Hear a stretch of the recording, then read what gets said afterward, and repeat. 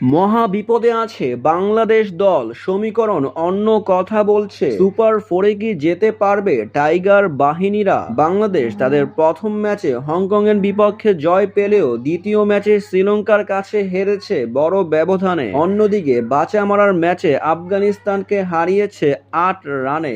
এ যেন এক মার পেচে আটকে গেছে বাংলাদেশ দল। বাংলাদেশ তাদের শেষ ম্যাচে আফগানিস্তানকে রুখে দিয়েছে। তবে বি গ্রুপের শেষ ম্যাচ হতে যাচ্ছে আফগানিস্তান ও শ্রীলঙ্কার। সেই ম্যাচের দিকে তাকিয়ে থাকতে হবে পুরো বাংলাদেশকে। আফগানিস্তান যদি শ্রীলঙ্কাকে ৭০ রানে হারায় তাহলে শ্রীলঙ্কা বাদ পড়ে যাবে। অন্যদিকে শ্রীলঙ্কাকে আফগানিস্তানকে হারাতে হবে, তা না হলে বাংলাদেশের জন্য পথটি মোটেও সহজ হচ্ছে না।